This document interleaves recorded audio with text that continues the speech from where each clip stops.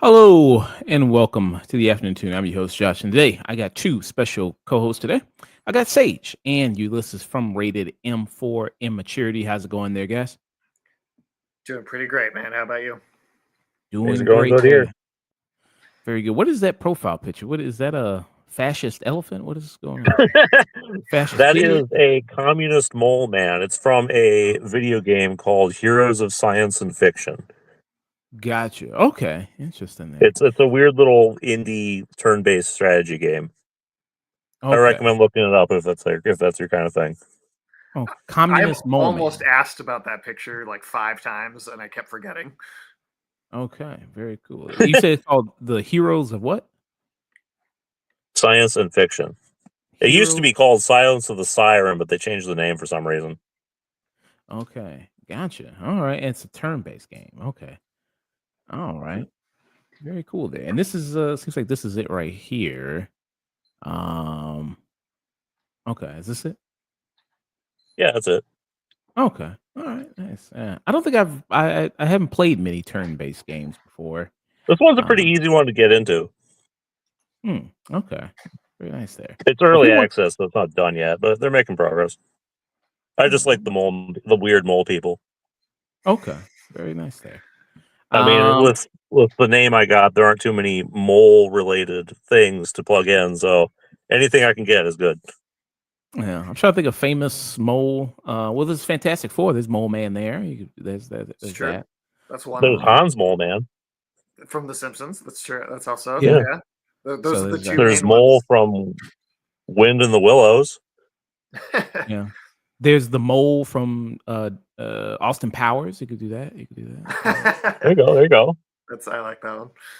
Yeah. So there's a couple ones you could do there, but the options are limited. Yeah, the options are limited there. You know, I mean, I don't know if you know mole facts. I'm gonna quiz you, maybe like Vigilante. Do you know why people associated moles with like being like undercover or something like that, or do you know like what the association there is? Is it because they're hard to see? Or maybe I don't know. Let's go with that. So yeah, Is that's it the because origin they're of. always underground? They are literally under a covering where you can't see them. I don't know. Yeah. Yeah. So awesome. But thank you guys. Thank you so much for being here. Thank you so much for helping out with these reviews. Today, get a good show. Gonna be reviewing a couple video games. Gonna be reviewing this movie, this huge movie that's out right now, Chainsaw Man. The movie Res Arc there. So we're gonna be doing that. Dead Space 2 and Silent Hill 2. I just beat Silent Hill 2, so it'll be interesting to do a deep dive spoiler talk on it. And then also with Dead Space 2, Ulysses and Sage going to give you their thoughts. It is October still. We're almost out of October. Only got one more week of October before it's done. It's over. Went by fast. Yeah, that month went by quick there. So yeah, do that. And that'll basically be it there. So yeah, awesome stuff. And then of course, as always, go ahead and rate somebody. Let's see who's on right now. The Chill Spot, he's on. He's playing that Ghost of Yote. That's a big game out right now. A lot of people playing that. Very good there. Neil just did a review for it, so he did a review for the channel for it. Geekdom is on right now. Geekdom is playing Time to Torment My Soul. Okay. I haven't heard that before. Doesn't sound like fun. Yeah. Okay. Very Is Pinhead. that the real name of the Hellraiser game? Yeah. But he's on break right now. Very cool break screen right here. Very Halloween themed right here. That is cool. I like the little animation. Oh, nice. Yeah. Some other people on right now that could go ahead and raid after this. But yeah, people getting into the spirit, dressing up there, playing some horror games. Do you guys have any plans for Halloween? Not like the day of, at least, but there's like a themed trivia night at a like pub grill not too far from where I live. So that's like that's like Wednesday, I think, like the couple days before Halloween. But I mean, I don't know, that's the closest thing to doing something or having plans that I am. So Okay. What about you, Sage? I mean, what about you, Ulysses? There. I don't really do Halloween plans, so I would say probably no. It's just going to be business as usual. Business as usual. Okay. Put up some decorations outside, a skeleton, some cobwebs, maybe. I mean, I live in an apartment, so I don't have a Okay. front yard. Just Mm. start dumping like Home Depot giant skeletons all over their lawn without asking any permission. Mm. To be honest, I don't have to do that. People around here kind of already do it of their own lawns. So, I mean, Does fair anybody? enough. If I had a lawn, it would be Halloween decorations all year. Mm. And do people trick or treat to your place, or do they do that in your apartment complex, or no? Or... No. Okay, yeah. There you go. There. I was wondering. So you said you're doing trivia night there, maybe Yeah. stage trivia. Here's a trivia question here for you. Okay. Let's see here. In Jeepers Creepers, the creeper rises every how many years to feed? Ooh. I have not watched that movie very many times. Did I Not off try to to a good steal? start here. Yeah. So steal it. Yeah, sure you. Isn't it 13 years? You're off by a decade. Damn it. Yeah, 23 years, or is it 3 years? 23 years. What the fuck? What kind of number is 23? All right. I can tell you Pennywise is 27. Let's see. Some of these are pretty easy. This one, like this is these are really fucking easy questions. Watch me not know it. Because it's asking questions like who's the name of the killer in the Saw franchise? Like that's fucking Oh, easy. Like, that's yeah. some other Oh, yeah, that is easy. It's in the name. I mean, Okay, what about this one here? Which actor appears in all these horror movies? The Purge, Sinister, and The Black Phone. Ethan Hawke. Yes, that's correct. I wanted to call Ethan Hawke Ethan Hunt, and I'm like, that's not a real guy. It's something else. I wanted to say Tony Hawk, which would have been way off. Yeah. Oh, they do ask a question about it, so you did get that right. Yeah, they do get that one. What about this one here? What is used to suppress the evil leprechaun's powers in Leprechaun? Like a gold bling chain. No. I swear that was okay. Maybe not. I thought that was what they used to like turn him to stone in the movie. Yeah. You want to try, Ulysses? I've never watched the Leprechaun movies. Okay, it's a 4-leaf clover. Oh, Okay. it's a 4-leaf clover, and then I think it's on like a chain necklace. Yeah. One last one to close it out here. In which state does 1968's Night of the Living Dead take place? Oh,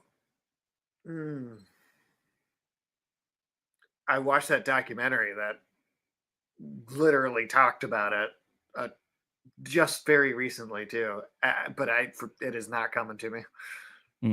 What about you, Ulysses? You got any idea? I'll just make a completely random guess. Georgia. No. It's in the East Coast. It'll be in the East Coast. Maine? No. Further, it'd be further down. I tried both sides of the country, so. God, I swear I watched a movie that was like half of it was about this, and that's still not. I still can't. Okay. Pennsylvania. Okay. Yeah. Actually, this The is chocolate factory. since we were discussing time and numbers and length of things, this would be really a good one. In the Purge, how long does the annual Purge last? You know, I've never actually watched a whole Purge movie, but I think it's 24 hours. No. Oh, it's not 48 hours? No. It takes place in a night. Oh, so is it just like 6 hours? You're close.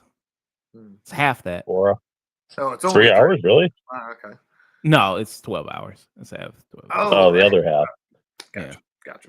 Yeah. So not doing so hot on this trivia. We bombed that test. And hey, how's it going there, Lucky Dog? What's up, man? Much appreciated, Hey, man. Thanks for stopping by. Lucky Dog, good guy there.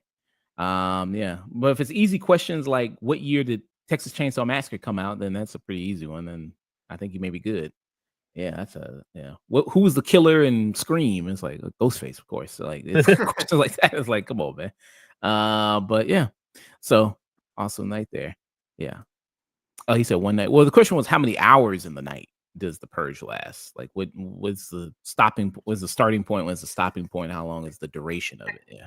And is it always the same night every year, or does daylight savings time ever push it back? Like I Does it feel like vary by state? Is it longer in Alaska than it is in Texas? different Because the time night is zones. slightly longer. Yeah. Yeah. That's a good point. Then they haven't done the purge in Alaska. Maybe that's the next movie idea. The Purge Alaska. Trapped in the caverns or some shit like that. Maybe With Sarah Palin. in the igloos or something. So yeah. Yeah, so it's a good some good people to rate after this. Got a good show. Future streams. I'm not doing a stream Wednesday there with Neil. I'll wait till next Wednesday. We'll be doing a review there when he comes back. We'll be doing a Tubi movie. Hearing these Tubi movies are pretty crazy, so doing a Oh review no. for one of those. I have seen We only. attempted to watch some recently. It didn't go well. Yeah, we tried a few actually for a bad movie night, we tried watching one of the shark ones. There's like 1,000 shark movies on there. It was Shark hard Side to of the sit- Moon was the one we tried. Shark Side of the Moon. Yeah. Gotcha. Yeah, this be my first time. I've never watched a Tubi movie before, so it'll be my first time watching one. And then also Adam's Family Values. Be doing a review for that because it's Thanksgiving, November time. Hard to really name some true Thanksgiving movies, but when I looked it up, Adam's Family, I guess qualified because it had a Thanksgiving scene in it. So do a review for that one. Then a House of Dynamite. Spider-Man, I thought I could have sworn I tried to look it up on our channel. I could have sworn I thought we did Spider-Man, the first one, but we It didn't. definitely counts as a Thanksgiving movie, though. Yeah, so if I'll look through our channel again, if we didn't already review it, then I'll review it a second movie also for Thanksgiving as well for November. If we didn't already do it. But yeah, so there, and then the Catherine Bigelow movie, she's got a new movie out right now on Netflix called A House of Dynamite with Rebecca Ferguson, Idris Elba. So I'll take a look at that. So that's what we got when he comes back. This Friday, got a lot of stuff out right now. Some reviews backed up. Got After the Hunt, Good Fortune, Shelby Oaks, Springsteen, and Begonia, the new Yorgos Lanthimos film. Springsteen is the biopic about Bruce Springsteen. There, played by Jeremy Allen White from The Bear. Are you guys fans of The Boss or anything? There's a couple songs I like, but I'm honestly not. I've never been like super into Bruce Springsteen. Okay. I'm just going to give you a flat no. Wow. He's an American treasure, man. Everybody loves Bruce. I mean, I don't hate him. I just don't care that he exists. Indifferent to Bruce Springsteen's existence. Okay. That's yeah, right. I'd say I'm the same. It's not that I like dislike him even. It's just I don't know. It doesn't do anything for me. Okay. Then getting Stuckmanized there Friday, reviewing that Shelby Oaks, Chris Stuckman movie. Good for him. He did the talking and did the walking, so he's a filmmaker now. So pretty cool there. It seems to be a trend. A lot of YouTubers becoming filmmakers now. The guys the Philippou brothers, they were YouTubers, became filmmakers. What did they do? They did Talk to Me, and then they did Bring Her Back. Okay, I actually haven't seen either of those still. Wow. Okay. Well, interesting. Yeah. They're on my list for this month for this Halloween. Yeah, those are two really amazing movies. I love both of them a lot. They were two of my favorite movies of the year when the year they came out. So, and this year, Bring Her Back is going to be on my list of favorite movies of the year. So, awesome. Yeah, Good Fortune. That's that movie with Keanu Reeves as an angel. There's that one with Aziz Ansari and Seth Rogen and Keke Palmer.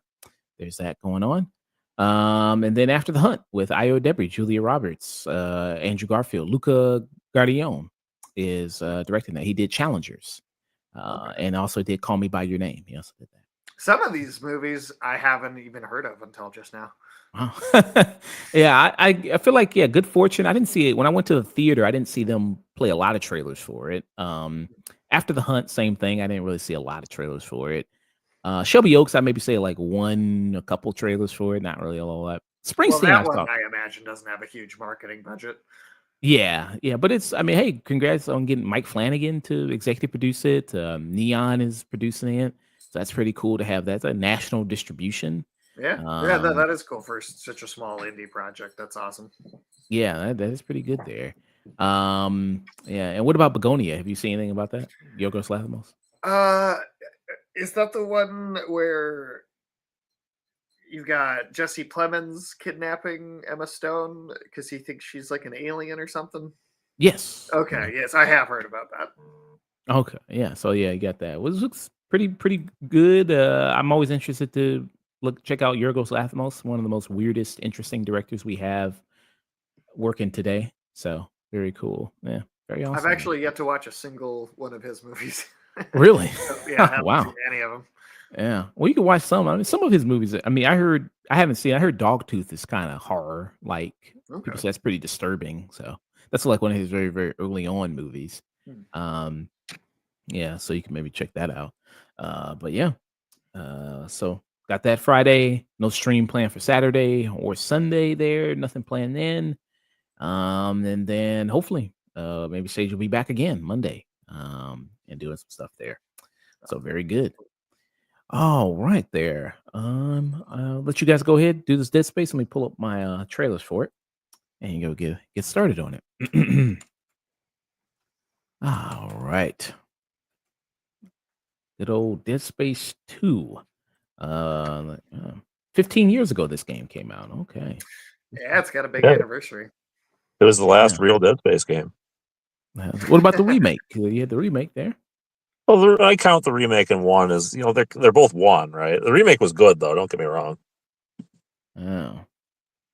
All right. So, Sage and Ulysses will be giving their review of Dead Space 2. Take it away, guys.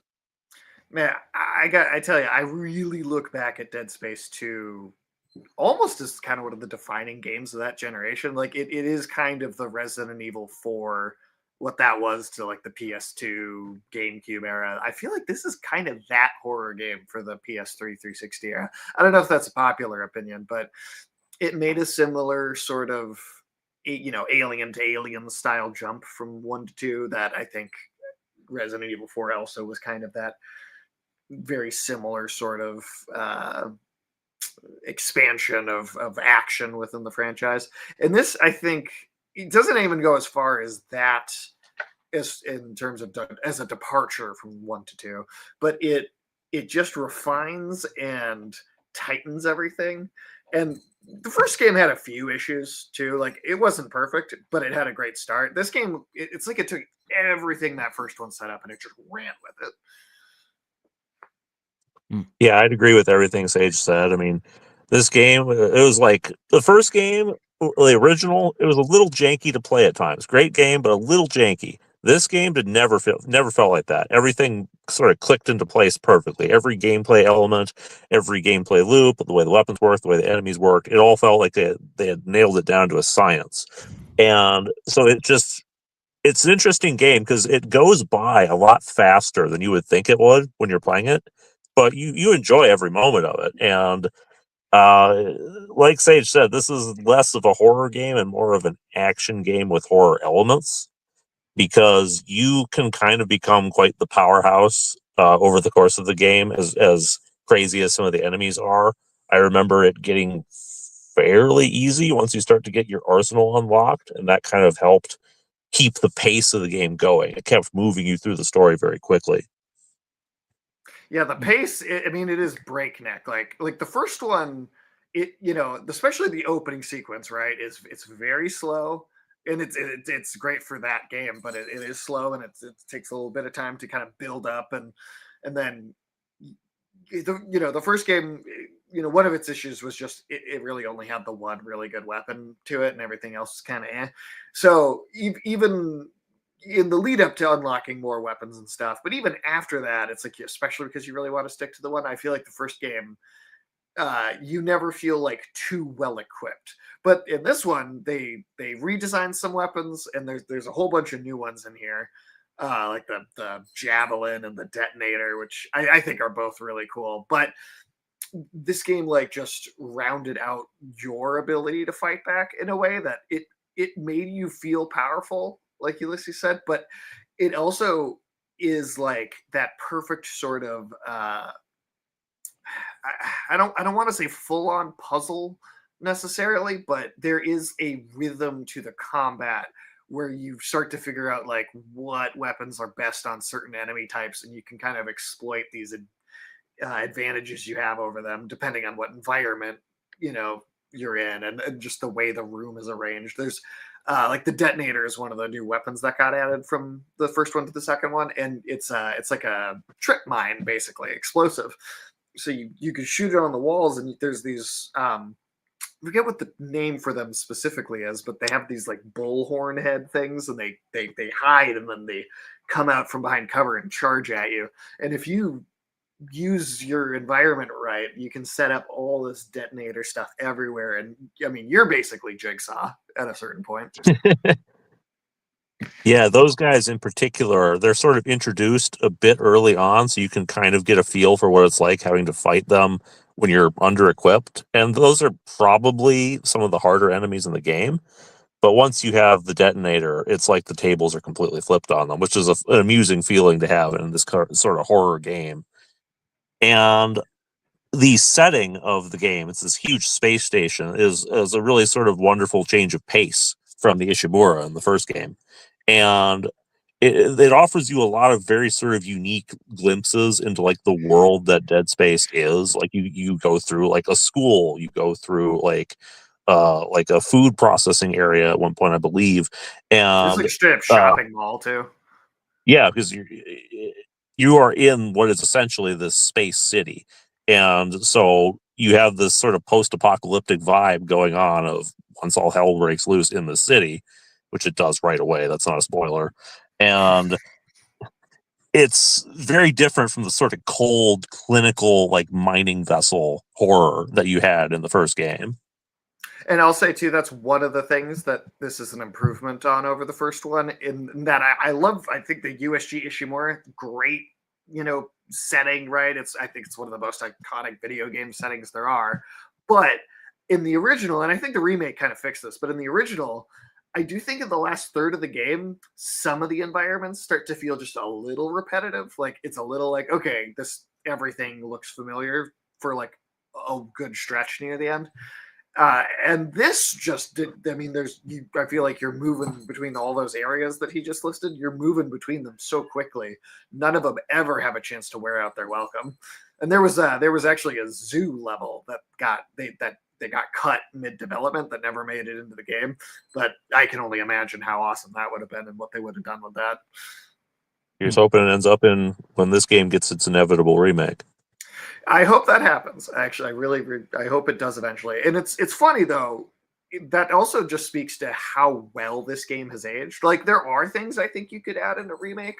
Like you could do that zoo thing. You could change the face model to match the remake of the first game a little bit better since they started using like the actual voice actor's face.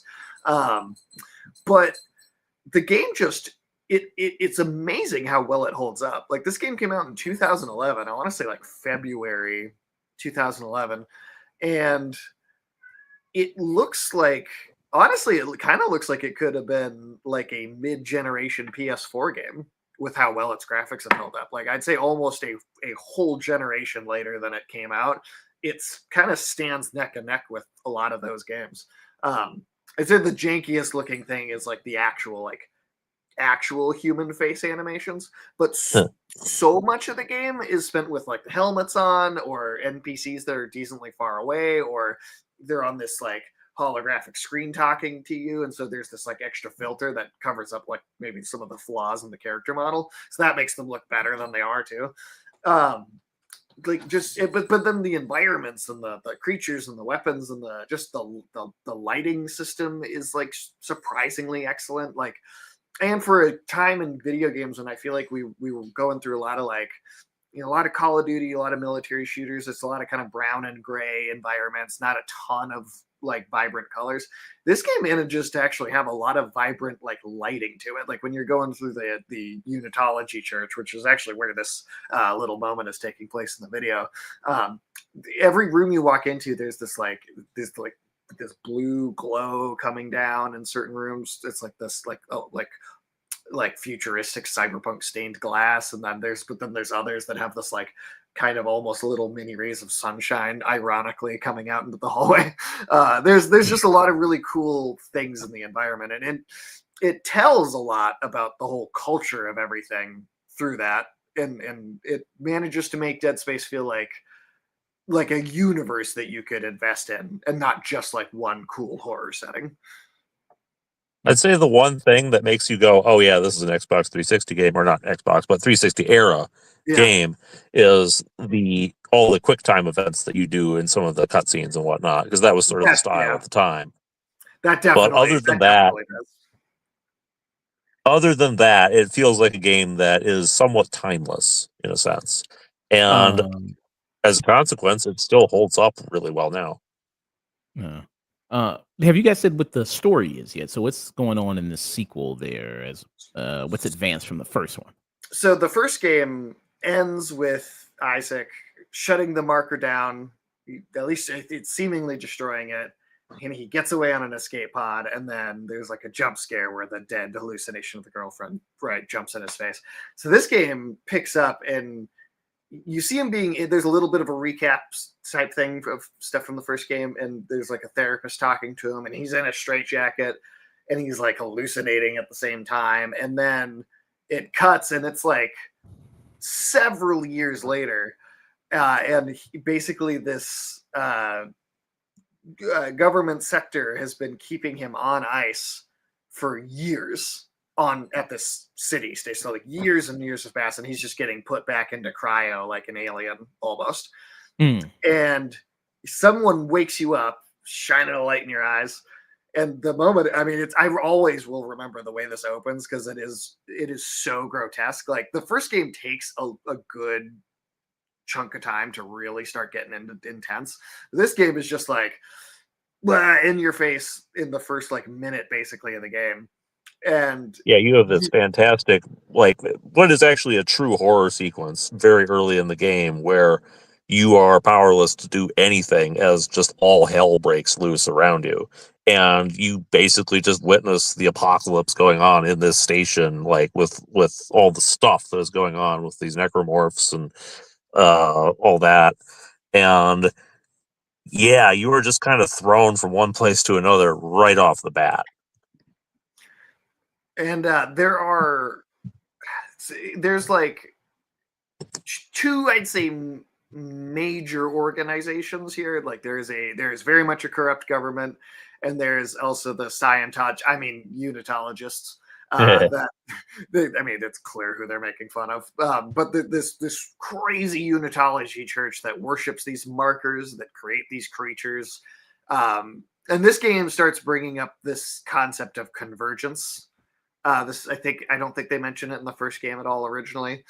But convergence seems to be some sort of ultimate mutation that they're trying to cause to happen. Right? These unitologists like believe that the necrotized flesh of these beings is like some sort of it's immortality on a technicality. Like a lot of the crazy cults and like horror like this are that's basically what they're always doing. But you are slowly trying to kind of uncover like the conspiracy between the church government, what this convergence thing actually is, trying to survive amidst all that. But also, I think one of the things that really evolves the whole feel of this game is in the first one, you've got the creatures, and you start to get into some of the hallucination stuff near the end of that game. But in this game, you generally, I think, can tell when it's happening, but it is having you hallucinate things from the opening sequence, right? So you are being like haunted by this like ghost apparition in the form of the marker trying to like speak to him and like drive him crazy because that's what it does to people before they turn, right? And the whole game, I think, is this like little bit of a cat and mouse game that you're playing with like the alien signal in a way. Is like just this interesting push and pull. And then, the first game he was a silent protagonist, wasn't like much of a real character.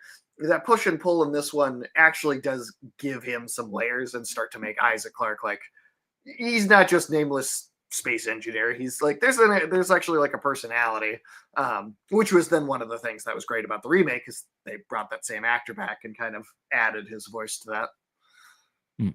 One of the Okay. things that I think also helped a lot with that is that you have a very strong like supporting cast in this game.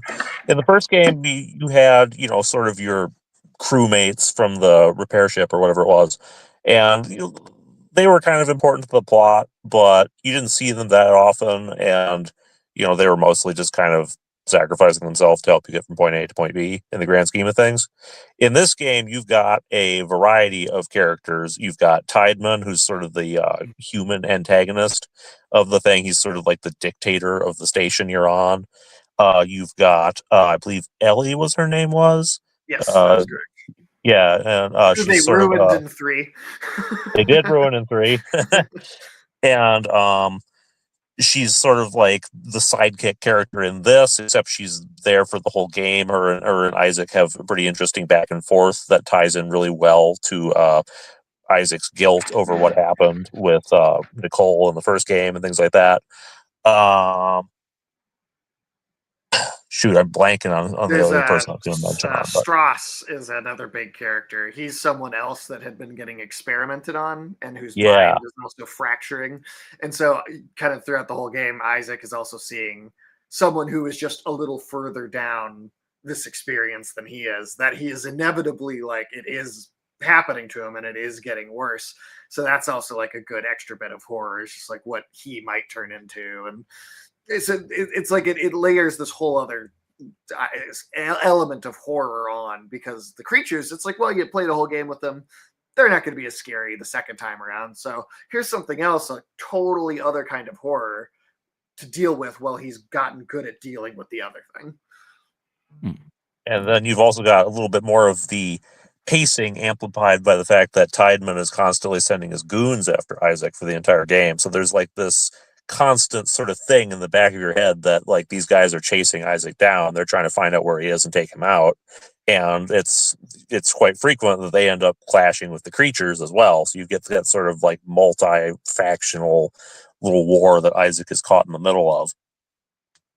And that plays into the level design too, because in the first game, it's the remake added like the full blown sort of Resident Evil opening shortcuts, going back and forth between the areas. That wasn't quite there in the original, but it did have a bit more of an open exploration structure to each of its areas, whereas this game is a lot more linear.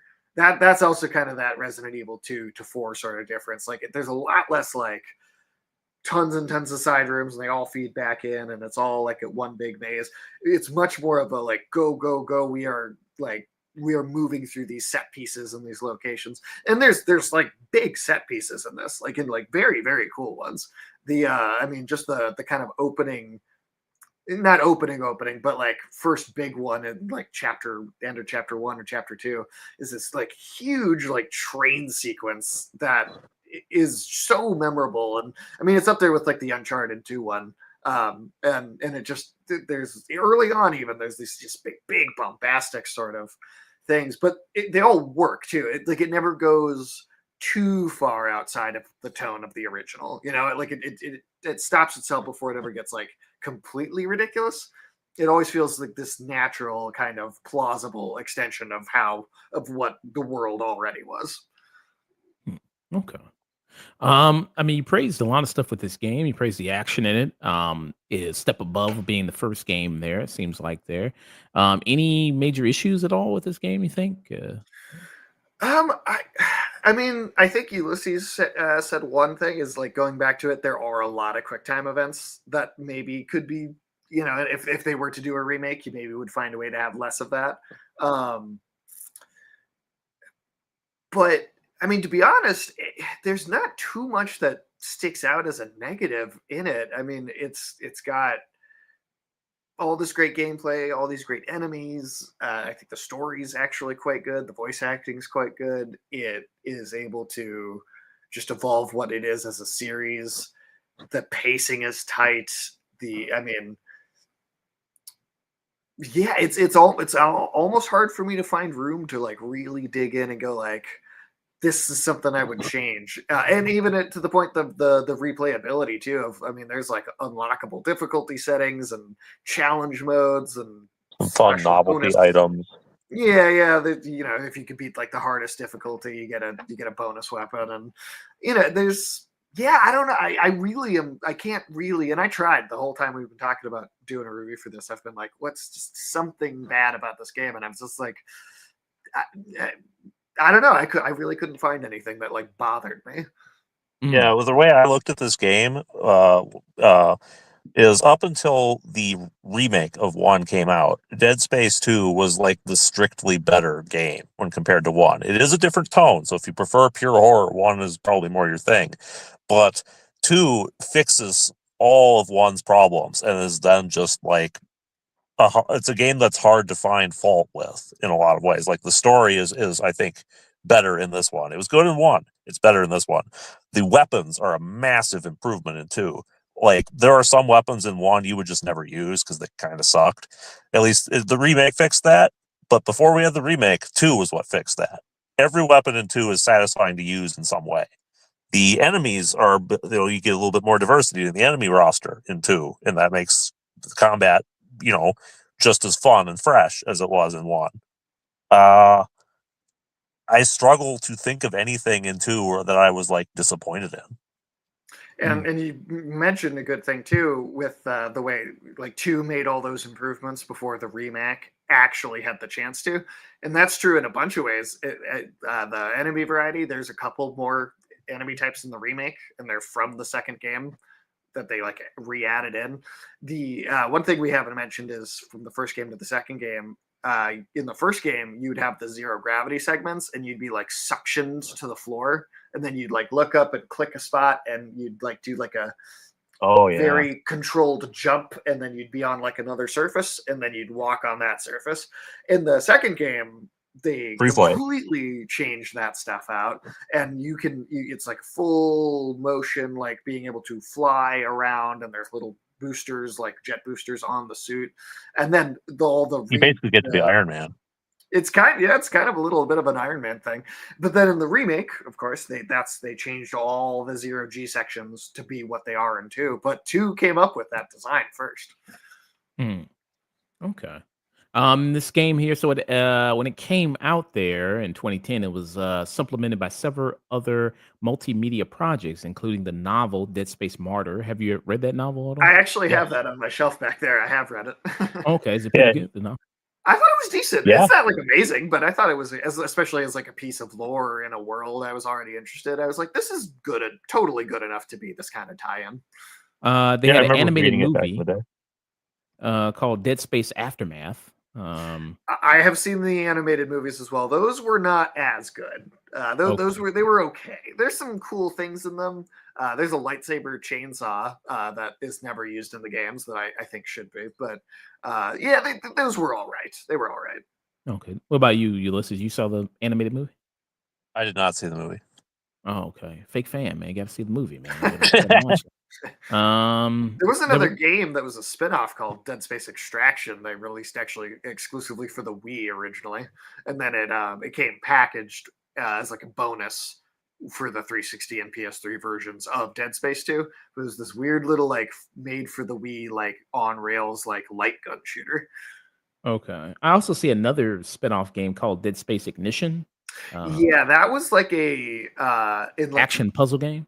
It was in the early days of like PS3 and 360 having like indie games on their digital storefronts, and it's not very good. It's like take like the kind of annoying at times like hacking mechanic from the original BioShock, make it worse, and then make it the entire game. Oh, okay, gotcha. Really? I do remember that. That's what that was. I do remember that from BioShock. And there was a mobile prequel as well, referred to as Dead Space Sabotage. I've seen footage of it, but I never played that one. Yeah, it was on iOS and Android back in 2011. So you had that. It says reviews of the game praise its gameplay and audio and level design, with many calling it superior to the original Dead Space. The game sold 2 million copies during its opening week, but according to latter developer interviews, Electronic Arts was disappointed in its commercial performance. A direct sequel, Dead Space 3, was released in 2013. 2011 had a lot of good games in 2011. This was a pretty good year. It's a You great had year. you had Elder Scrolls, you had Portal 2, you had Batman Arkham Asylum, you had The Legend of Zelda Ocarina of Time 3D. Let's see, you had Minecraft, you had another Zelda game, A Link to the Future, The Legend of Zelda, Uncharted 3, the Ico and Shadows Collection HD, Little Big Planet 2, Gears of War 3. Yeah, you had some good games out here. You had the Metal Gear Solid HD collection as well. LA Yeah, I remember Noire. that being a huge year. Yeah, so you had some really good ones out this year. I think Okay. Dead Space 2 is like at the top of that list. Very awesome. So what would be your final thoughts rating? Sage there for Dead Space 2. Yeah, I mean, like I said, there's not much that I would change about this. I'd be interested in seeing like some of that cut content that was just never finished at all if they were to touch it up. But to be honest, you could even just do a remaster of this game and just touch it up a little bit, and it would probably look great. And I mean, it already plays great. So I'd give it a this is cinema. I mean, I really think this is like at the peak of horror video games. Like without a doubt, this is up there with the absolute best of them. Okay. Yeah, Peak I'd from be you. right there with Sage. Okay. Peak. Okay. Yeah, I would say so because I mean it's a game that just had an amazing atmosphere. I remember at a time when like the Doom franchise was kind of in the gutter. This was like kind of the thing that was most like what Doom could be at its best, and no, it's just a really great fun time. I'd give it a 10 out of 10. The worst thing about this game is that it was saddled with EA. Yeah. Mhm. I mean, if you're gonna give it a 10 out of 10, you want to give it a this is cinema here. This is Yeah. Okay. Well, there you go. Have you ever given a game 10 out of 10 before? I don't know. Okay. What about Doom? Yeah. Doom Eternal. Doom Eternal. Maybe. That's a 10 out of 10. Okay. So there you go. You got another one there. All right. So this is cinema from Ulysses and a peak from Sage for Dead Space 2. Oh no, this is cinema. Oh, this is cinema. Okay. So two this is cinemas for Dead Space 2 there. Do you think the worst thing about Dead Space 2 is that it led to Dead Space 3 or? Well, I think it's definitely just like Ulysses said, it's being saddled with EA as the company that let it come out, because 2 million sales is excellent for a horror game. Like that is really good for a horror game. But EA thinks, oh, every single thing that we make should be selling in the same sphere as Call of Duty, regardless of genre. Like they're not taking any of that into account. So then Dead Space 3, of course, they're like, well, we need you to make it more action oriented. We need you to put in a multiplayer mode. We need, all this stuff. And then, yeah, the game itself just ends up not being, I mean, I didn't think 2 was like super, super scary, compared to like say the first one as far as like being overtly horror and then action horror. But 3 just goes, it's kind of the Resident Evil 5 effect. Dead Space 3 goes into that. It's like chasing that exact same trend.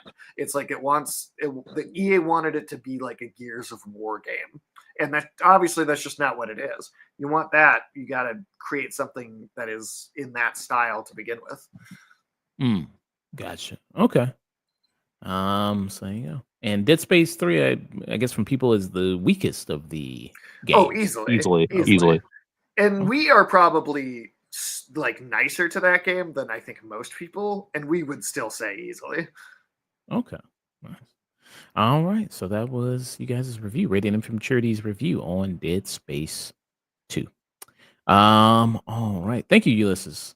Thank you so problem. much. Got any other plans tonight? Nothing specific. I might finally get around to finishing JoJo's Bizarre Adventure. Oh, okay, nice. Get around to finishing that there. Awesome. Watching any horror movies for this month or anything? Probably not. But my next plan for an anime to watch is probably going to be Hellsing, since that's kind of horror themed. Okay, I like Hellsing. That's a good one. All right. Let people know where they can find what you got going on, what you got coming up next. Ulysses, where they can find you, man. I mean, you can find me over with Sage on Rated M for Immaturity. We just wrote a book. If people want, they can go and purchase A Red Age, a story about dinosaurs and war and politics, and it's oftentimes in a very facetious tone. Let's put it that way. Ulysses, why are you making dinosaurs political? Dinosaurs were always political. Very awesome there. All right, and you'll be there Tuesday, tomorrow. That's the plan. All For right. some Metal Gear Solid 3. Awesome. Take care, man. Have a good one. You too. Thanks. All right. Very good stuff there. I guess since we're already talking about video games, might as well just talk about Silent Hill real quick. Yeah. Do that. Let me pull up my trailer for it. Still got some good people on. We could raid after this. Yadir is on right now playing at Fortnite. People on playing Marvel Rivals. Somebody's on playing Call of Duty. You mentioned Call of Duty. Somebody's on playing that. Somebody's I doing don't that. know if they're on or not. I'm looking to see, but No Name was talking about maybe doing some more Alan Wake tonight and doing a little bit of a, but I don't see him yet. So Yeah, I don't see him on my end either. Yeah, so he's not streaming yet. Awesome. So let's get into this. Yeah. No real news, right? No real trailers, anything out right now. I mean, the only big thing I can think of is the Halo remake.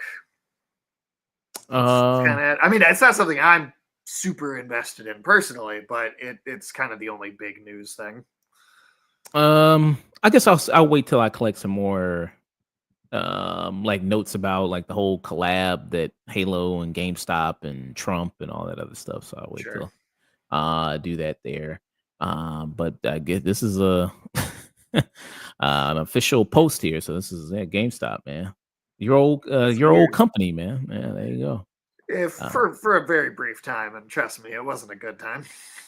Yeah, so there you go there. I like this first comment says massive bailout from the pedo incoming. So he's gonna save GameStop, man. There you go. So, I feel like every 2 or 3 years there's somebody saying they're gonna save GameStop, and has it gotten better ever? Any of the times people have said that? I don't think it has. I mean, GameStop's still around. It's like a cockroach. I mean, it's still every time they think it's gonna go out of business, it's still around. So it's like the Black Knight from Monty Python. Hopping around with no limbs. Because if GameStop went away, I mean, I guess you could go to Target or Walmart, I guess, to get your physical copies. I actually don't know if any of those stores have physical media sections anymore for movies. I mean, last time I went to Target, I mean, they had one for they still have the electronics. The last time I went into a Best Buy, they didn't have any anymore. Yeah, Best Buy, I think they got rid of the movies. Yeah. But I mean, I think if you go into Target or Walmart or somewhere like that, I think you'll be able to find like a physical copy of a video game if you wanted to. Yeah, so if you want to do Although we do know that there are places where they're keeping everything but the Xbox stuff. Yeah. Yeah. All right. All right. Okay, so let's get into this. So our next review is going to be for Silent Hill 2. Now, Sage already did a great review of Silent Hill 2 there, the remake. It's up on the channel right now if you want to check it out. Just type in YouTube, The Afternoon Tune. You'll find the channel. Type in Silent Hill 2 remake, and you'll be able to find that there. Did a great breakdown of it there of this great horror video game here. And we're doing a deep dive on it a little bit because I just finished it. Just beat the game myself there recently, last week, and just wanted to have a good discussion with it. About kind of the themes of the game, the overall kind of message of the game, the journey of James, and yeah, I just kind of talk about it more. But yeah, so with Silent Hill 2, you have this character in James Sunderland there, who travels to the town of Silent Hill. This creepy kind of town there where your worst nightmares come true. And you see that he's in search of his wife, Maria. I'm sorry, Mary. There's a search on his wife there, Mary. Mary Sunderland there. He's in search of her, and then while he's in search of her in this creepy town, he comes in contact with a variety of different monsters there, a variety of different people who also are stuck in this town. People like Angela, people like Eddie, this little girl there that keeps running around, and they all have been drawn here for some reason or another. They have been here. So as the game kind of unfolds, you kind of peel back layers of the story and more and more this kind of deeply sadistic, horrific kind of place of Silent Hill. But yeah, again, if you want to summarize some of your thoughts, Sage, about Silent Hill 2, if you want to go ahead. Yeah, I mean, the quick version is, I think this game has been a classic since the original came out. I think that was a masterpiece of its day. I think this is an excellent remake of that game, and it does a really great job at giving that story to a new audience. I think it is a sort of very somber, poetic, and kind of soulful, emotional horror that I personally would associate almost more with like a Mary Shelley's Frankenstein, or um, it's not just like a it's very different from, say, the campy Resident Evil sort of style of horror that this, the original Silent Hill was sort of trying to ape a little bit, at least at first. Was like, okay, let's make a Resident Evil like game. And then, yeah, you just ended up with this very soulful, more deeply profound series that just did more with its narrative, and it just really pushed that in a way that, I mean, I think to this day there's still not a lot of games that get into it as, especially as deeply and as raw and very real with it, subject matter as this does. But especially in 2001, it was like, whoa, that's not what you see in video games, or this is not what video games talk about. Mm, yeah. And this remake came out last year. It came out in 2024, so it's still a very fairly new game. But initially, like you said, this game Silent Hill 2 came out in 2001. You had that there in a big leap forward. And we talked about, you even did a retro review of the original Silent Hill game, Silent Hill 2 game, before we discussed the remake there. So if people want to hear your thoughts on that, that's also available on YouTube there. But yeah, playing this game, and probably one of the scariest games I've played there a while there. And you will watch me play some of it there. Very great experience there. I screamed a lot, yelled a lot there. And all these different kind of recurring enemies in the game all represent something for James in his life, because Silent Hill fits very much to the person in the town there. You're gonna see things differently than somebody else sees things. So for James, what he sees here, he has certain enemies like the lying figure there of a person who's like kind of like only legs and no arms, kind of trapped there in this cocoon of a body. Then you have this creature that's all just legs and torso, pretty much, which is kind of supposed to represent James and his kind of attraction to the women that he saw around his wife, who was dying of an illness.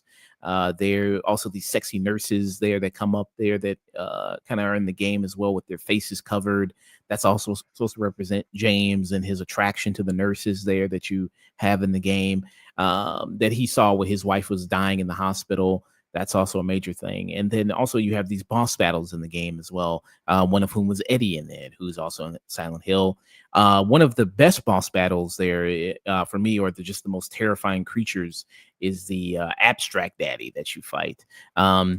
Which is and that's the way James is seeing the creature. We don't know how Angela sees the creature. So it is a creature of Angela's design there, and we learn about her story, and we learn that she was sexually assaulted by her father, and throughout her life there. We don't know really much about her mother as far as in the game, correct? We don't really. No, we don't learn too many specifics. It's really up to theorizing about exactly how the mother's and hers dynamic was.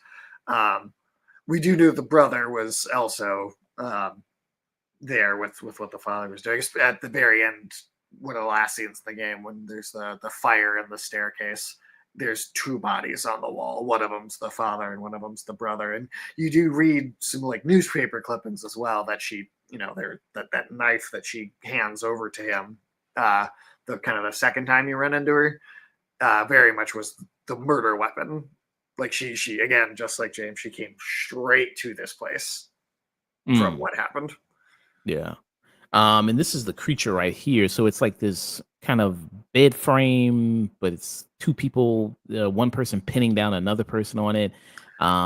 Which That's you just could very, see how that could mean a completely different thing in James's mind as well. Like yeah. the imagery of two, Yeah, which is, and we don't know because Angela kind of sees it a completely different way, so we don't know exactly how she sees it, and that's a very interesting kind of thing in the game to play with that. But yeah, I mean, these things kind of come to life, and you said so in this remake they expanded upon it as opposed to the original. I haven't played the original before, but this sequence is kind of much longer, and then him kind of being able to hide in like the closet that she was trying to hide in when she was a little girl, so they add that to it, Yeah, in which the was original, it's really just it's literally a single room, and the bosses in the original don't, for the most part, they don't really feel like boss fights. It just kind of feels like a big moment where a regular enemy is coming at you. Like it doesn't, and then even in the original, the abstract daddy is actually reused during the hotel section as just a regular enemy wandering around because I guess they just didn't have something to put there. They felt like they needed to have just that slight bit of more variety, maybe. But obviously, in the remake, it is just the one fight. But again, the original version of that is it's a single room, um, and with the TV in the corner, and it's got the same aesthetic, of course, as that area, but yeah, this long sort of like chase where you have to go through the home as a labyrinth and just how that all that set up and how just gross it feels like it's very uncomfortable. I mean, like it is probably the most intense, just like kind of outright horror game out of any of the big ones that you're going to hear about. Just based on the subject matter that's being dealt with, and it really is going the extra mile to kind of try to make you understand like what running away in that moment feels like. Yeah, because it just kind of chases you throughout this loop there, and you feel like kind of Angela there. And the game does a great job at putting you in the shoes of like these characters from a psychological perspective there as well. And the length of the game, it's about 12 to 15 hours there. I'd Um, say about 15 to 20 for the remake. mm, You can play it faster than that, but I feel like on a first playthrough, if you don't know where to go and what to do, I feel like 15 to 20 is about what I'd say. And the original was only like 8 to 12, though. okay, so they expanded on some things there. You have some big sequences like in the hospital. The prison is the Toulouse prison is the big segment of the game. That's towards the end of the game, and then once you beat that, it's just kind of one little bit at the end with the hospice center. It's the hotel, but the hotel also is modeled after the real hotel that the Shining Hotel is based on. Okay, gotcha. The hotel at the end. You can, Uh, if you compare, you can find pictures of that real hotel lobby, and then in the game, and I mean, it is exactly to spec. yeah. So yeah, if you can, like I said, if you can pretty much, it's not super long there of a game, but I think it's absolutely worth it. So this is, so let's see. Oh, okay. So let's see. I'm gonna show a picture here of it. Let me see. Right here. So this is comparing it. So this is in the video game, and then this is actually the Shining Hotel here. Yeah.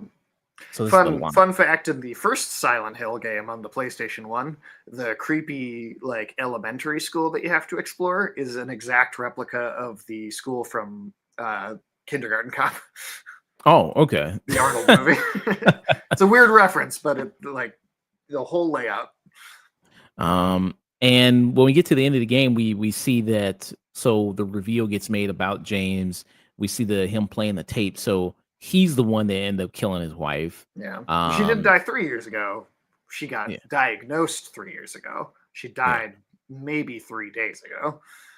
And because he killed his wife, he had this mental snap when he read the letter, and then that's what drove him because he's reading the letter, he's thinking that it's telling her to go to Silent Hill, the last place they were happy together, so he can find her and they can reconnect. But no, he just did that because he was so mentally distraught about killing his wife, and finding and reading her words and how much she loved him and kind of all those things. So, um, what was kind of your first reaction when you? I mean, this is kind of way back when you first played the game. What was your first reaction to that?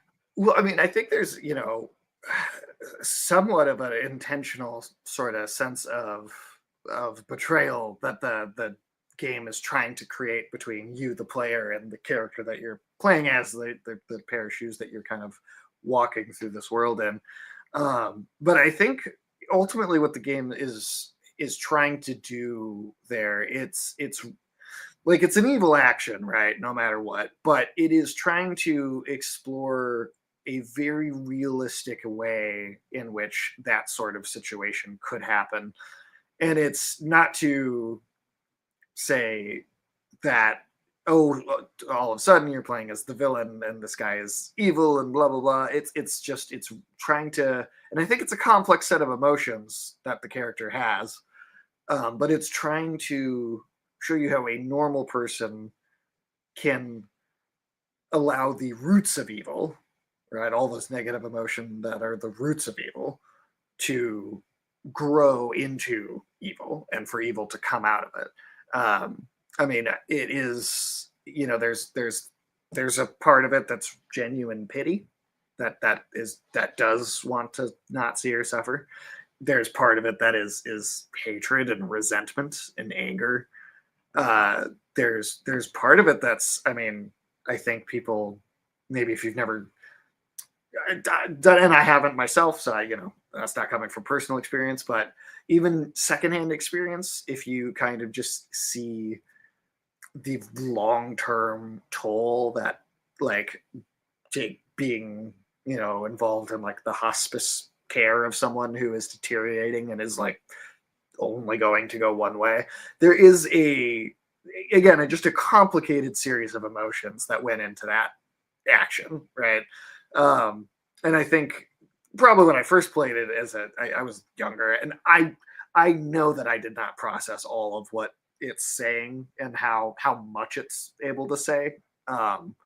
I definitely didn't pick up on all of that as a kid, but that's been part of the fun of revisiting it, throughout the years, and especially now I can look at all these things and recognize them, especially having gone through it a number of times. But I definitely didn't absorb everything. I Mm. wasn't. I think the first time I wasn't sure how I felt about what happened. Like I was like trying to understand it, but I think there's so many pieces to it. Mm.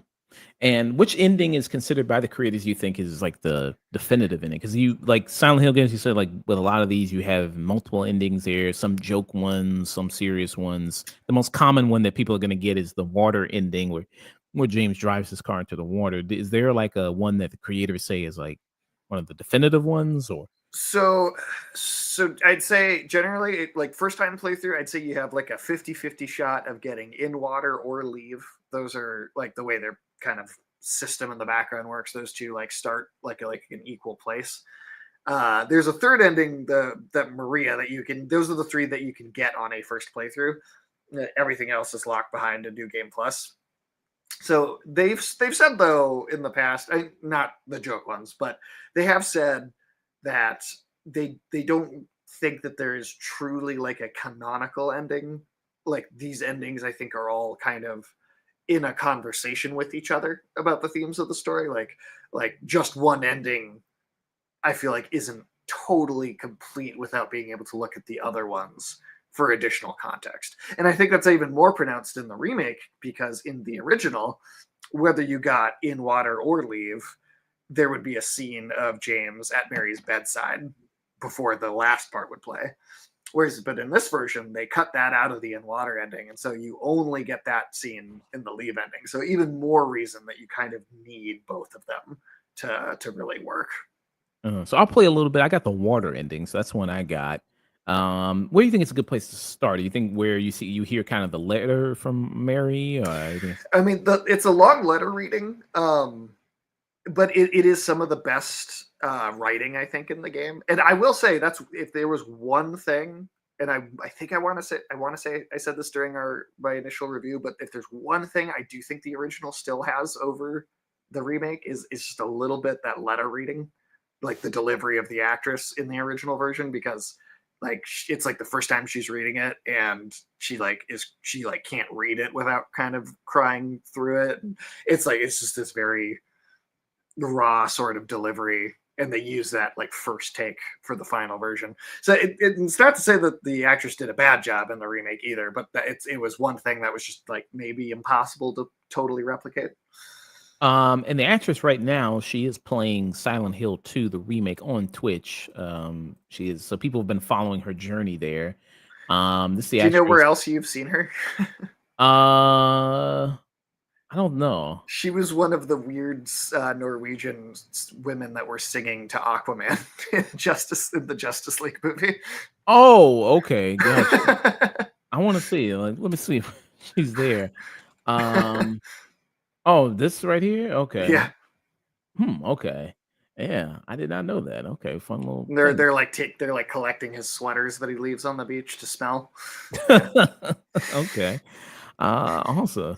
But yeah, this is her. I think her Twitch is just her name. If people want to talk, I don't know how you pronounce that last name. Guns. Okay, I'm not gonna try, but I'm yeah, not sure either. There's Gunnar's daughter is my. I think that might be right. Gunnar's yeah. daughter.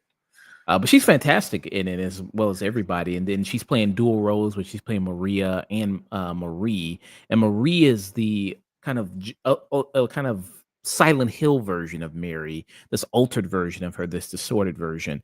And it seems like Mary is supposed to represent. I mean, Marie is supposed to represent maybe what James wants his wife to look like. After seeing her so sick and feeble for so long, and this very sexed up, sexualized version of his dead wife there. What do you think about, before I play the ending there, what do you think about Maria there and what she's supposed to represent?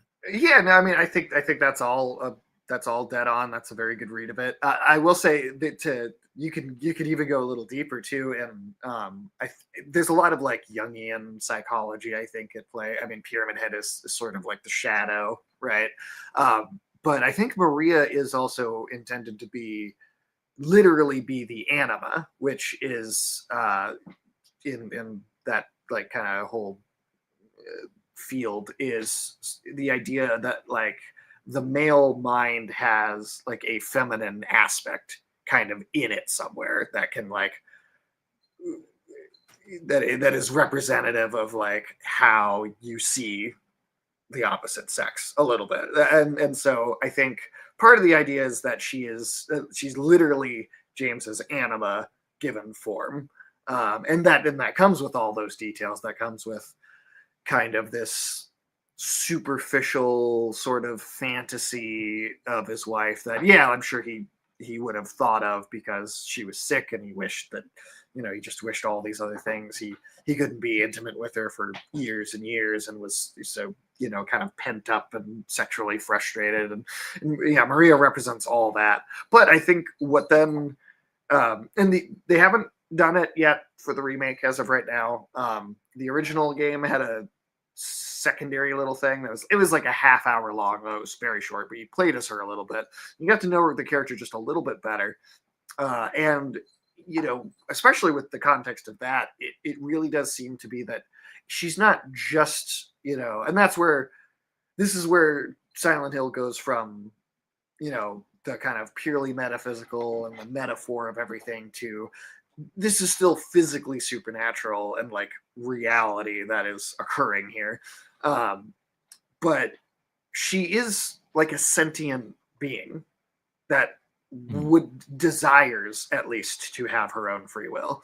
But she's also, aware of the fact that James accepting and like moving on or coming to terms with what he did, or for him to solve his psychological problem and leave the town, would cause her to no longer exist. So there's on top of just how everything she represents to him and of his mind and of his story, there is still this independent kind of smaller narrative that she has of this push and pull between, well, sometimes she's acting a lot like Mary, sometimes she's feels very much like her own person, sometimes she knows things that she definitely shouldn't know, right?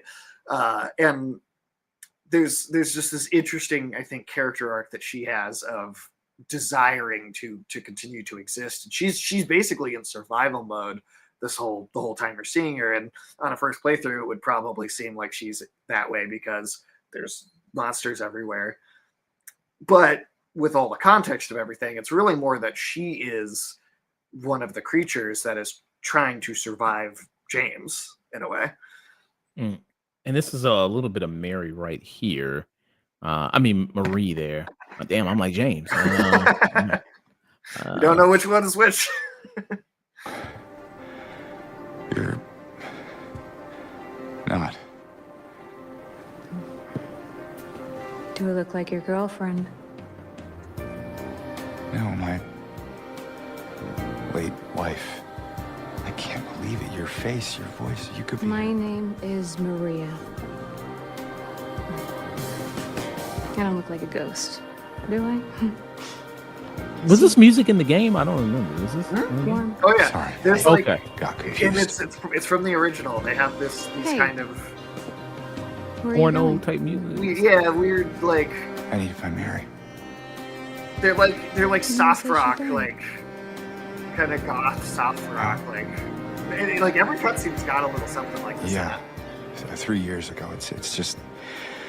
I got a letter from her. A letter. I know how it sounds. I'm not. Yeah.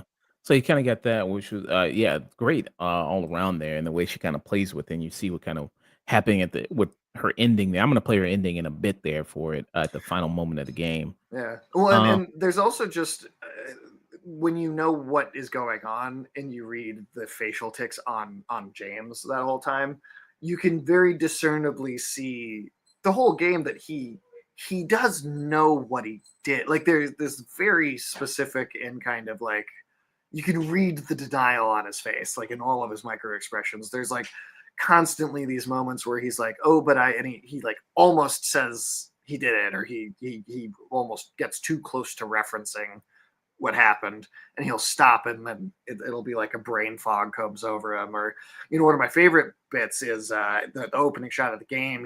The way he kind of rubs his palms in the bathroom right before he goes into the town, and then after the Eddie boss fight, he does the exact same hand motion, like detail for detail, and he's like, "Oh, why does this seem familiar? This feeling of like taking a life with my hands." He's like, and all that's expressed with no dialogue too, which I think is just fantastic. mm.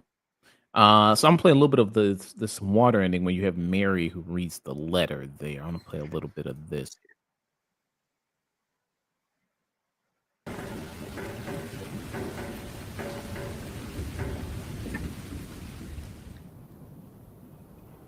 In my restless dreams, I see that town. Silent Hill. You promised you'd take me there again someday. But you never did. Well, I'm alone there now. In our special place. You can tell Waiting for tonally the voice difference when come she does Mary as see opposed to me. when she does Marie, and that's also really good as well. But you never do. Yeah, they don't So, sound like each other, I wait. even though they do. Wrapped It's in very my well done. cocoon of pain Which makes it weird that in the loneliness. movie they're not going to have the same actress play I the know. same part. I I've feel done like a that's terrible thing too. They've also got a human villain named Jacob Crane wish I could that I've change heard that. about. So But I can't. I feel so pathetic and ugly laying here. Every day I stare up at the cracks in the ceiling, and all I can think about is how unfair it is. The doctor came today. That's Told a me cool I effect. could Also, go the letter home just for a slowly short floating stay. down in the water there. That's really good there. It's not that I'm You getting see the better. kind of the It's sunlight just hit that it. Yeah, that's really good. It's a really good ending there. So that's the most common one that you'll get. And then you said you'll get also the letter reading one with where he's talking to Mary in the bed. Yeah. That's also a really great one as well. Then he leaves the town with Laura at the end, which seems like maybe trying to honor her in some small way by helping this child that she wanted to adopt get where she needed to go. Yeah.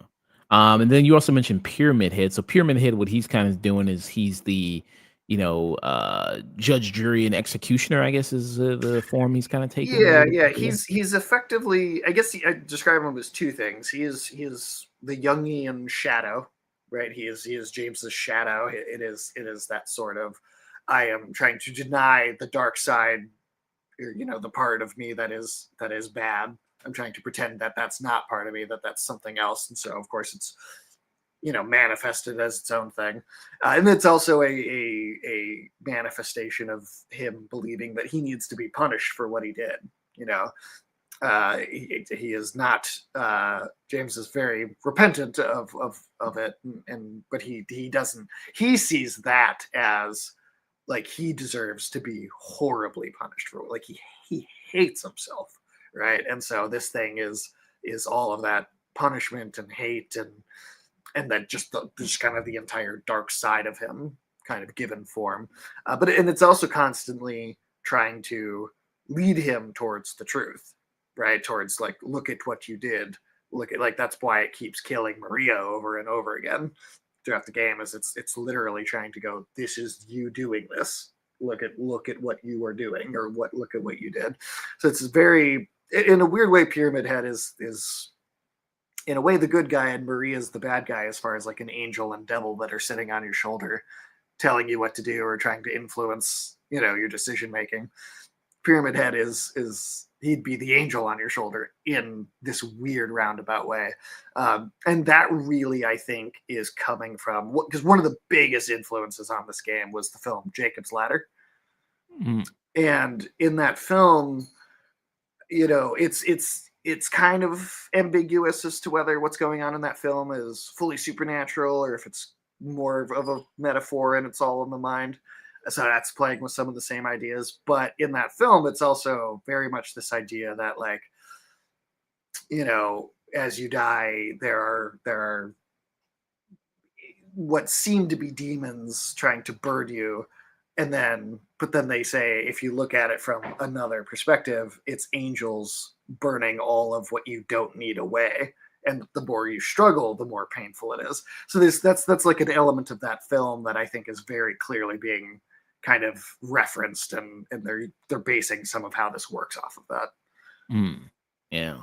And people also love him because he's just so damn cool looking. I mean, look at that. He's I mean, he's an iconic horror design. Masahiro Ito, who actually created all the creature designs in this game. He came back and worked on the remake and some of the variants of creatures that are in there that weren't in the original. That was all him coming up with that new stuff. But he said he wished he never even made Pyramid Head in the first place, because people won't stop asking him questions about it on Twitter, and he just like hates it. He's very grouchy.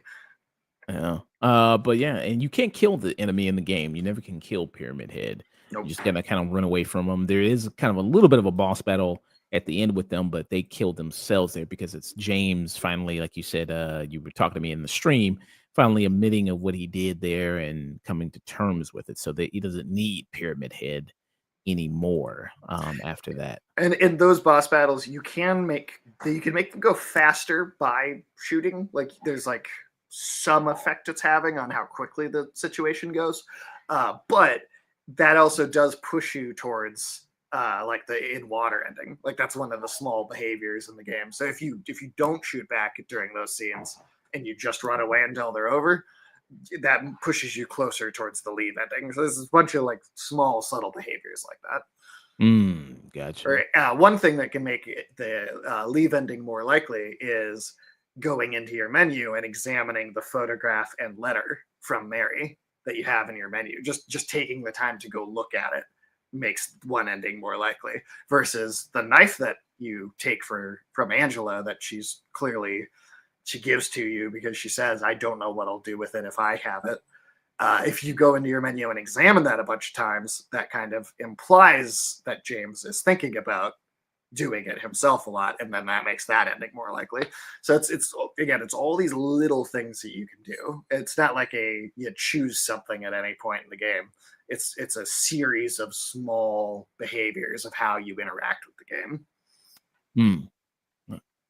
But yeah, I mean, I absolutely love this game. You suggested that wanted to play it based on your review there and how much you love it, and I had a really amazing time playing this game. Even though I was scared shitless there, it was a great time there, and seeing the story kind of develop there. On Backlogged, and if people want to follow me there, I don't have many people there. It's kind of like Letterbox for video games. Um, I think I rated this, I think, 4 stars or 5 stars there, is basically what I kinda gave it. Yeah, 4.5, and my review was scared the shit out of me. So, really amazing there, with this, and I love the performances, love the music of it, I love the creatures that you get to fight here, and, this game is a little bit different from Silent Hill F because you get to use actual guns in it, and so that's a little bit of an easier experience. I had to, turn down the difficulty of it because it's just, like, the harder it gets, the less resources, the less health, and the less ammo, so it's tough, I mean, when you're going against those enemies there, with a limited ammo, limited health there, and that kind of becomes a tough experience. The puzzles as well, I kind of turned down the difficulty as well there, but I still thought it was still a good challenging experience there for that. Um, but yeah, I think the favorite segment in the game is probably the hospital. I thought was pretty good. I think maybe it's my favorite segment of the game. It's a great hospital sequence. Silent Hill, like the locations of the town of Silent Hill are all pretty memorable. Um, like, I mean, I wouldn't normally even remember the name of it, just a random apartment building, but just the environment of it's always so good. Um, I can't wait to see stuff like the amusement park in 3 get an update someday. That'll be really special, I think. Yeah. Um, so I guess yeah, I agree. This is a horror map. I mean, it's probably I think the best horror game I've ever played. I've played some Resident Evil games. I've played this, and yeah, I think it's up there with maybe my favorite horror game ever. I absolutely enjoyed it. So for me, I'd give it a high peak to This is Cinema for Silent Hill 2 there. Absolutely loved it. Played on PS5, no issues, no glitches or anything like that. I didn't have any issues there with it, but yeah, it was great to just experience the story and the way that it kind of able to. It's like one of those video games that's is so good at really telling a story and evolving that it really makes you consider like games as a real true art form. There, what you have it if you were to recommend video games to some people because of the way it handles the storytelling, and I think that's really great.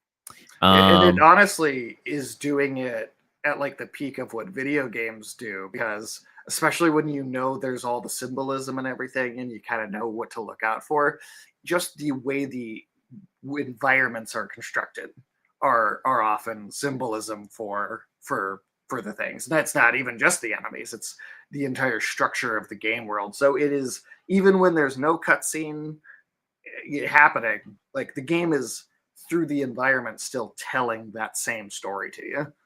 Yeah. Yeah, game that rewards you for playing it multiple times, as well, which is the thing. So, Silent Hill 2, that was it. Um, yeah, yeah, yeah. All right, got one last review. They're gonna be heading out of here. Geek Dom, he's still on right now. Geek Dom, still playing that Tormented Souls there, 2. And then also playing, let's see, people playing Fortnite there. Also, people playing Grand Theft Auto. If you got anybody on, that's on right now. I'll definitely Let me give it know. a look. I don't really see anybody. I see the Afternoon Tune over here, actually.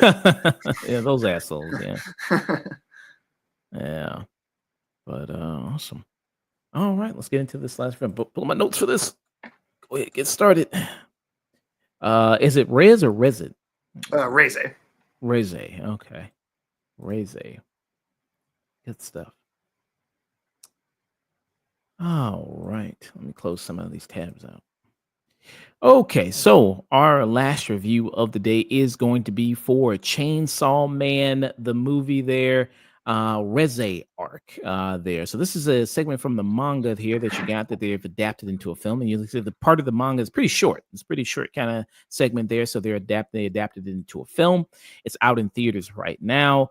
What is this about? So if you are not familiar with Chainsaw Man's game, guess I'll try to tell a little bit about it. Let me know if I'm off here. So you have this society of people here, these devil hunters there, and there's different divisions of the devil hunters that you have, and then but you have a special division of devil hunters that consist of people who are hybrids of a mix between humans and devils, which you have Dingy, who is one of those hybrids there, but then you also have people who just are straight out devils there, who have a contract with the people there, the humans, to work for them to kill other devils. Then there's also that kind of people. And then you also have humans as well who can like control demons or devils there to work on their benefit. You have some of those characters as well in it. And they basically just go around hunting various devils throughout Japan. It's like pest control almost. Pest control. They're like Ghostbusters there. You got kind of Ghostbusters element there. You got Men in Black, Very much so. You got that aspect of it. So that's basically kind of what they do. And you have Dingy, who's the lead character of this, who's a 16-year-old boy there. And in this kind of story that you have it where a new girl comes into his life there. And when this new girl enters his life there, who is the Reze person there, that is the character there, he finds it's a little bit of a love triangle goes on, because you also have his boss Makima, who's there, who also he's interested in. I mean, seems like he's just interested in anybody who's interested in him, basically. Yeah. I mean, he has no impulse control. He has no. It's just the little bit modicum of attention he got something. It's instantly like zeroes in on whatever that is. And before this movie, there's been a season of the anime, which I believe we did a review for. I think it's up on the channel. It was one of the first things I think I came on here to do, actually. That was one of the first things. So if people want to check that out as well. So you see, like, obviously, in his brain, he's got all that running through it. And it seems like he's just interested in anybody that kind of shows him attention. But when you watch the show, you kind of get a little bit of that why, because of the life he kind of grew up. I mean, just basically just like a dog on the street, like a stray dog, until he gets taken in by this secret division society there that feels like, okay, he actually has a home, has a little bit of a semblance of a family. But yeah, so he has Makima, but this other girl comes into his life, and she's whining and dining her. She's laughing at his jokes. She's very beautiful, and he's like, maybe I can have a future with her, but maybe there's something a little off about her. And that's what you kind of setup you have of this movie. Sage, what are your thoughts here on Chainsaw Man the movie? Well, so I've been reading the book for a long time. I mean, I picked it up pretty quick after the first season ended. And I like all the material that's in that first season. I do think I think it's a great start, but I think I said this at the time when we did that review, but I went with a slightly lower rating on that, even though I really liked that first season, because I felt like I knew there's so much more and so much wilder and as more interesting as it goes stuff to get to. And this is, I want to say, this is one of the first parts, I guess, that I think start to go into what feel like deeper themes, or like they're being like just exploring more of this idea that this is a story about a character who's, he's buried so far under Maslow's hierarchy of wants and needs that he doesn't even really understand like longing or like what he's actually looking for. Like he thinks he kind of does, but it's like he can't tell the difference between manipulation and just these mind games to like legitimate affection, which is what he's really looking for. And then he kind of misunderstands his own desires as these like surface level sort of things, because he's also young, so of course he doesn't know, but he's looking for something that is a deeper level of genuine human connection, which is why I think there's a particular like type of affection like that you see a couple of times 3 or 4 maybe throughout the whole movie, but it's always like a very like platonic hug. That's like when, there's all the jokes and the raunchy, stuff in this, but then like in a moment where a character is like they're actually trying to express like a tender emotional thing, it's always just like a very like platonic hug every time. Mm. And Makima, she does that because you see at the beginning of the movie, she says like, "Well, let's go out for a date." I don't know do they say how old Makima is supposed to be in it? Uh, she's young for they do say she's very young, like she was like particularly young to have that job or something like that at one point. I don't remember if they say an exact age, but maybe Okay. 19. Okay, maybe 19. Okay. So I don't know. Maybe she's 1,000 something years old. Maybe she's 19. Right. Maybe she's 12. I don't know. I don't know there. Maybe she's doing some R. Kelly stuff. I don't know with Denji there, but she, her and Denji go out. So let's go out on a date. And they just spend a whole day just watching movies. Which is, I mean, probably not the best date there. I mean, if you know what a movie consists of, it's just kind of sitting there in silence for a couple hours, but And a lot more than a couple hours because they go see 10. they see 10 movies there, and then but in between the movies, they'll go to like I guess a coffee shop across the street or something, and they'll Complain sit, about them. yeah, and wait between the next movie and then go see it, and then, yeah, they're just spending time there, and they end the date, and she just gives him a nice hug, and he just explodes there, and then just hearts just fluttering there of this girl. So that's kind of how it starts off there, and even with Makima there, if you've seen the show there, there's a lot of you don't know exactly what her motives are, that those are kind of vague, and you think that maybe there's gonna be more of a bigger reveal about her maybe later on in the show there. And there's a um, lot of shady moments, and I mean, very early in the first season, you could see she's manipulating him pretty quick. For what reason that you don't know, but like she's very shady at the beginning, and then she's just gotten shadier as time has gone on. Yeah. An important thing about like why, because there's always a lot of with anime with the lead characters, there's always something special about the lead character. There's always something unique about them that makes them kind of valuable. They have some secret kind of power. With Denji, it seems about all these other demons and devils, they want his heart. There's something very special about his heart there. Maybe I forgot why because it's been a minute since I've seen the show. Could Well, you so elaborate the on? heart is Pochita, the little chainsaw dog, because the opening episode of the show, right? He's the debt slave to the Yakuza. Like you said, he's literally being like kept like a pet and forced to do all this work, and they're harvesting his organs, and then they bring him somewhere and they kill him in that at first episode, and they cut him to pieces. They cut the dog into pieces, and they throw him in the garbage, and then while all of the pieces are bleeding all over each other, they have a little mental space where they talk for a second, and they basically make a demon deal or make like a contract,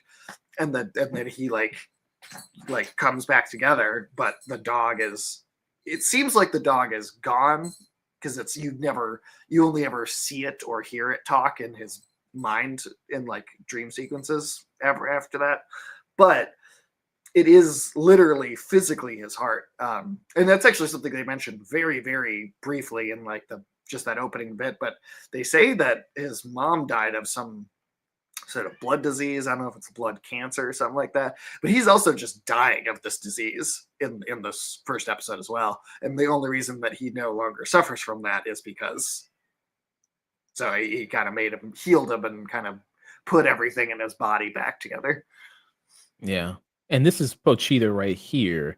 The A cutest little devil there, and you got like a little plushie there. Yeah, well, we couldn't get the popcorn bucket, so I thought, what the hell? Let's Yeah. get something. Yeah, I'll vent my frustration in that. Yeah, I couldn't get that damn pop with the one popcorn bucket I really wanted. And I went to 2 theaters and I like, nah, man, it's sold out, man. It got sold out in the morning. I went like in the afternoon, like 4 or something. It's like, yeah, early morning, people already came and snatched it up. I was like, damn. I was like, come on, man. You should at least have to like wait to sell them until closer to the screenings or something. But yeah. But this was really cute. I really wanted this. Yeah. The one popcorn bucket I really, really wanted. I couldn't even get it. But it was adorable there. Damn scalpers going and just grabbing everything the second that they're there. So this was the one in America. So you get the Pochita one, or you can get his actual head in Japan. So there, which one do you think looks the best there? I think you. I mean, I think the Pochita is cuter, which I would want that one more. But the head does look like it might be like higher quality, like plastic, or just like in terms of the paint and stuff on it. Yeah. I don't know exactly where you'd put the popcorn in it. I guess put the like in the back right here, I guess. And It must just pull, yeah, like a drawer or something must pull out of the back. yeah. A lot of these popcorn buckets are not the best for putting popcorn. I mean, but Very few of them. the good novelty though to have. But yeah. Really, the Dune one is mostly the one people are eating out of. Yeah, or doing some other stuff with it there.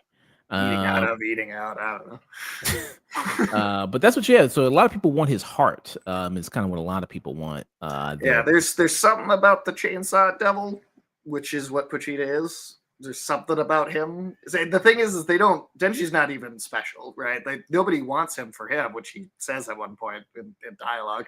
It's like nobody ever wants me or whatever. But he is sought after because of something that's really not even him. It's like alien to his body.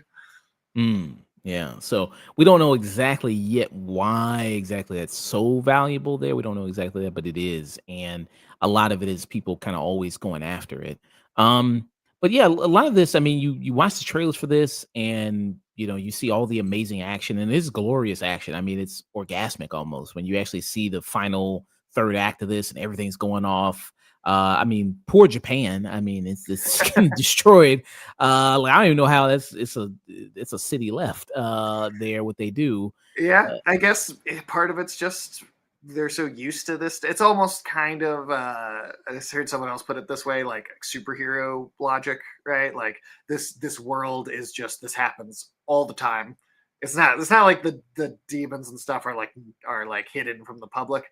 Here it's everybody's aware of this. It's public knowledge. It's kind of always been that way. So maybe people are just so desensitized. It's like Dark Side invading Earth, every couple of months. They're just like, again with this now. Yeah. It's just like, just like any other comic book universe. Yeah, you just kind of get used to it. But yeah, I mean, because the one villain in there is where you see in the trailer, the bomb devil that we see who causes all this damage and her ability. So a lot of these devils have like a specific ability or things like that, like the chainsaw devil or the bomb devil. And like their ability is just to set off bombs. I mean, that's kind of what they're doing. I mean, they're like the USA. I mean, they're just dropping bombs everywhere in all this city. It's a great effect there. And what a great character design too. Like the grenade, or bomb head of the whole look, and like almost xenomorphy with the shape, and the dress made of like dynamite, and the gloves are like all wick. Like they're like it's like wick wrapped around. I think it's a really striking image. Yeah, so this is it right here. And you can also see people kind of thirst trap as this character as well, if you want to see that as well there. But yeah, so like the devils, they have this thing where they kind of do all the devils do that? Like pull some type of cord or something to activate their powers? That is unique to the hybrids, which we haven't seen very many of them. There's Denji, he's a hybrid. There's the katana guy that was in the first season, and then now there's the bomb devil. So those are the only three hybrids. That really means that, like, they say bomb devil when they see her, but what that means is that she's like Denji, where like this is a human person who melded or fused with the devil, and the human personality took over and became dominant and has access to the abilities. So she's like exactly the same type of thing that he is, which is, again, we've only seen 3 of those total. So that's like very unique in this world, very different. So you've got the like power, right? That's a devil trapped in a dead human body. So it's the devil's personality, and it's just a human corpse she's walking around in. But this is like these two that is the human being as the dominant part of that person. Yeah. So you have all this kind of amazing action. but it seems like also this sweet kind of also romantic story in that. I mean, what do you think about a lot of that stuff? No, no. I mean, I think that's one very important. The slow part of this to setting up when it does go crazy. There's like you understand what's happening and why, and there's some investment there. But I think all that slower kind of romantic subplot, it's all just we're going through again. It's that Maslow's hierarchy of wants and needs thing where it's like we're going through like the full psychological pyramid of all the like wants and needs of a person and like what level of your psyche that you're feeding. And the opening of this series, the first season, is mostly about him being just obsessed with just pure physiological needs, right? Like not even being able to think beyond that first sort of layer of it.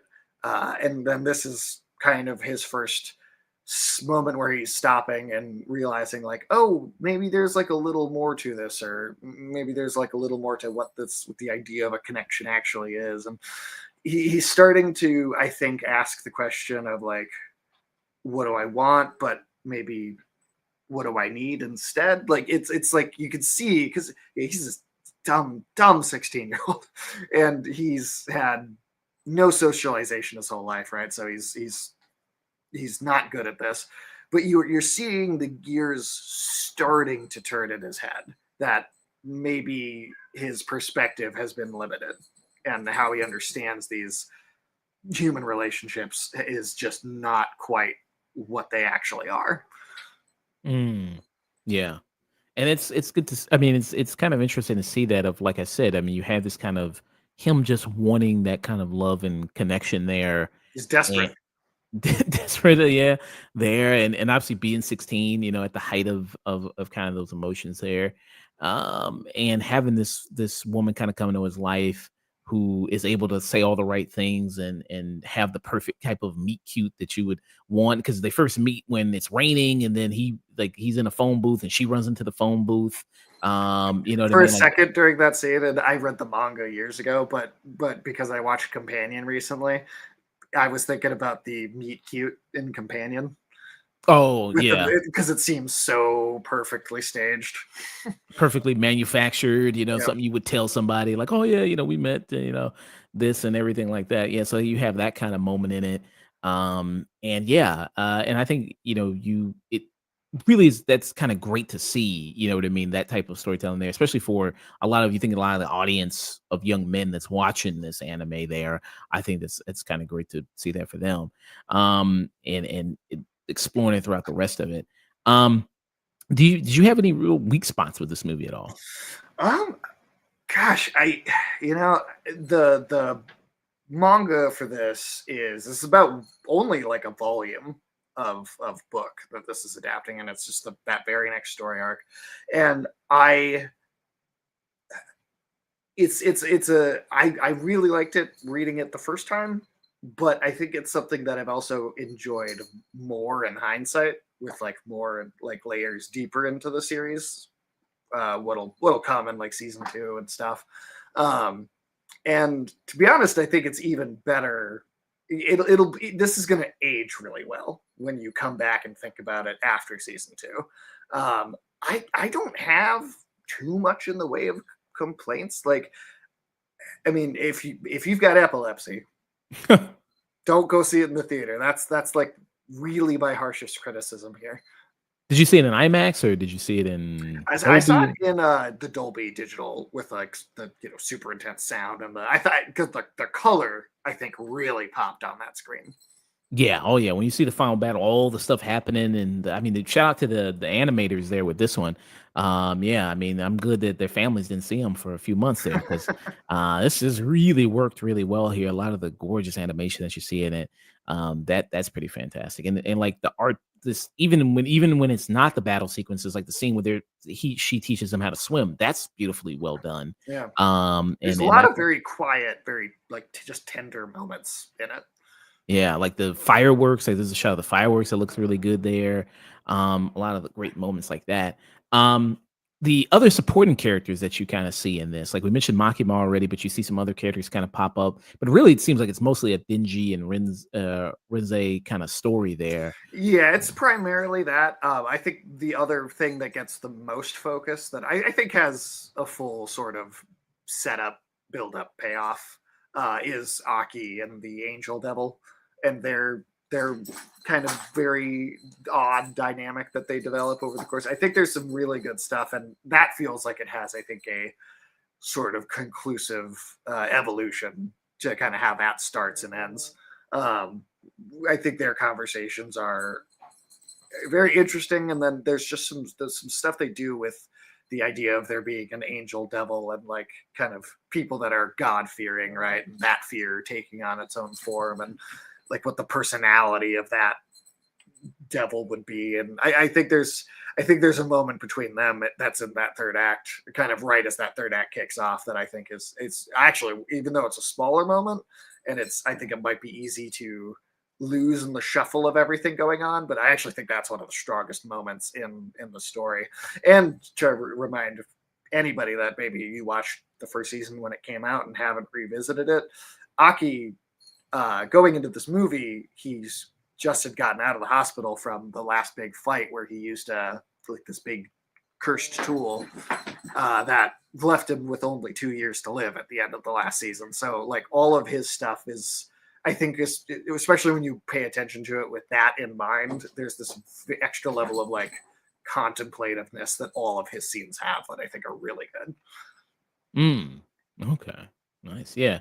And his character, I mean, he's it seems like an anime you always have the cool guy. He seems like the cool guy. Aki is in it. So he's the guy there, and he's cool a lot what he does. And his thing is like he's got this devil that he controls there that he can summon. Yeah, he has to feed it like pieces of his skin in exchange for using that power. But you even see some other devil hunters use that same like wolf devil power. So it's got contracts with like a bunch of different hunters. Wow, so he busy. That devil's pretty busy, huh? Yeah. It's like, it's like, hey, busy times there. Because there's a moment where you see where Aki's at another division there of so it's like the overall thing is called what public safety is. Which is like a real bureau in like the actual Japanese government. There's just like a public safety bureau. I think that's what it's called, at least. Correct me if I'm wrong. But obviously it's not doesn't have like devil hunter unless they're really keeping things under wraps. But yeah, people probably join. It's like, hey man, so when do I get to join the fight some devils, man? When's that gonna happen? And they come up in a suit. They go like, hey, so when's the devil training start? It's like I watched Reservoir Dogs 5 times before I got here. I know what we're doing. So there is called a National Public Safety Commission. Yeah, so it's basically taking that and then going like, okay, but what if they had to deal with this problem, and then like how would that organization exist, in that context? And there's a Public Security Intelligence Agency, so there's also that one. So there you go. So yeah, so there's a moment there where he's at another part of the division there, and he's training. Then there's another person there. I forgot the character. I don't know the character's name. I forgot it. With the red hair and the scar on the mouth. Yeah, I think he had the scar. No, not him. Did he summon it or the other guy? The taller guy. The taller one. I don't know his name. I don't know. I don't remember. I don't think he's in any other scenes, to be honest. I think he just kind of was there and then was gone. Yeah, well, he's definitely gone. I mean, I guess there's no point in knowing his name now.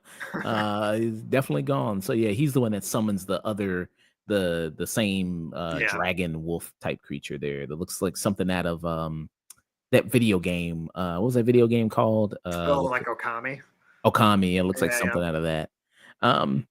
But yeah, I mean, I really enjoyed this. I mean, this is the other anime movie that came out this year.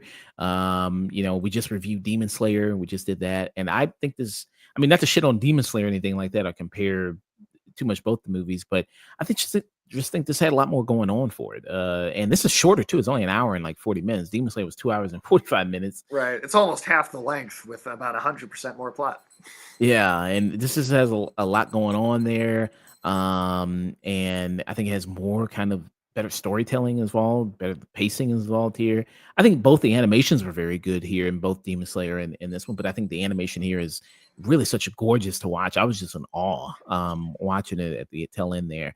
And just about the you said the emotion and relationships that you have going on that Denji has here is also a big thing, and it's kind of a sad moment where he's talking to her and he kind of goes like, yeah, I've never been to school, like nothing. Like he's never had that kind of experience that most people had, and I think that's a very surreal kind of moment there to realize this kid who's only just 16 has never had any real kid experiences there, and never had this kind of normal life. Like I say, it kind of was like a stray dog on the street and working for the mob and the mafia there, and they used him. And it seems like the group he's with now there's potential that they're using him too. You don't know there.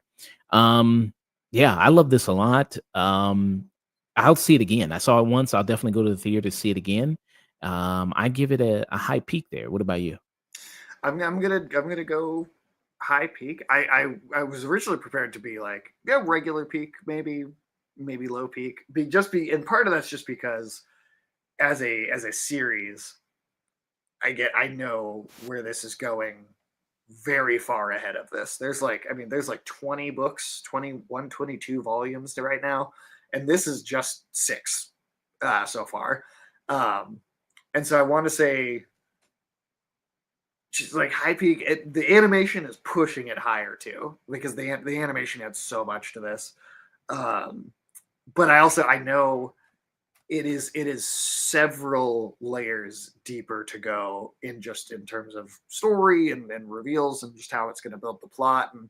But I do think it just continues to get better. So I can't go higher than a peak yet because I feel like I got to reserve that for when I think the show actually gets all the way to its zenith. But I'd give it a peak. And the music, man, I think the music is excellent. There's there's the scene where they're running around at like a festival, and it's this very like it's like a less frames per second, and it's a lot of like very gold light, and it has this. It almost kind of makes it seem like a foggy but happy memory, like the way that it's visualized.